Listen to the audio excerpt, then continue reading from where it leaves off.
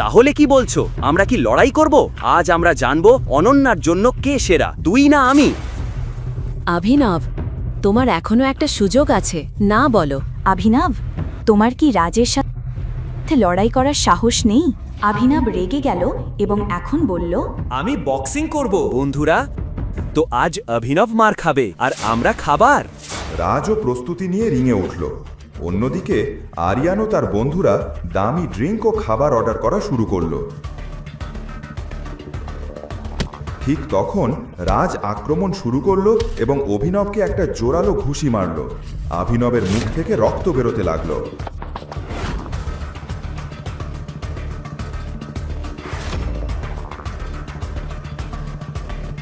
এরপর রাজ ক্রমাগতভাবে অভিনবকে ঘুষি মেরে চলল, তাকে হাত তুলবারও সুযোগ না দিল।